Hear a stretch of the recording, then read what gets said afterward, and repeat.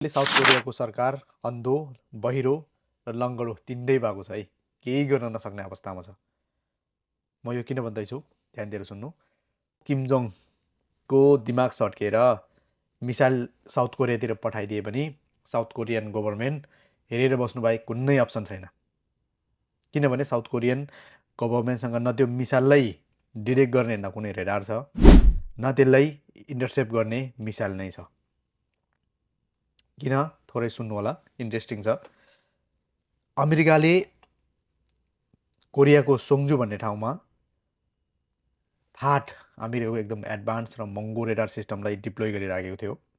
तर पछिल्लो समय के भयो भने मिडल इस्ट देशहरूमा जुन अमेरिका र इजरायलको कन्फ्लिक्ट चलिरहेछ, वार चलिरहेछ, इन्ट्रेस्टिङ कुरा इरानले जुन सौदीमा रहेको एकदम एडभान्स थार्ड रेडार सिस्टम, त्यो बिलियन पर्ने रेडार सिस्टमको डिस्ट्रोय गरिदिएको छ।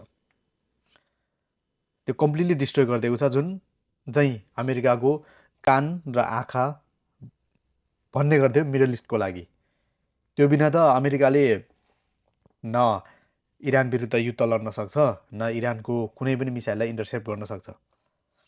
अब त्यो हेर्ने आँखा र सुन्ने कान नै नभएपछि त्यो त एकदम प्यारालाइज भए जस्तो भयो अमेरिका। त्यस कारणले गर्दाखेरि यहाँ भएको साउथ कोरियाबाट अब मिडल इस्ट देशमा सिप गरिसकेको छ ट्रम्पले यहाँको थार्ड रेडार सिस्टमलाई।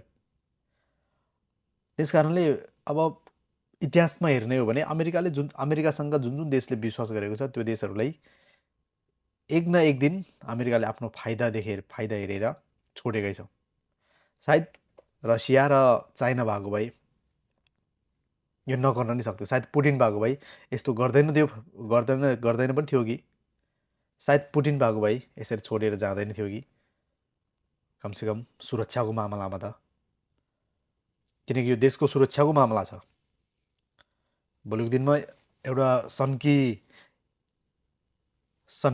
सन्की बसेको छ छेउमा, एउटा सन्की बसिरहेको छ छेउमा, भर छैन कुन बेला मिसाइल हान्थ्यौँ भनेर बार बार थर्काइरहेको हुन्छ। त्यही भएर अहिले चाहिँ साउथ कोरियाको चाहिँ लिनु नदिनु भएको छ।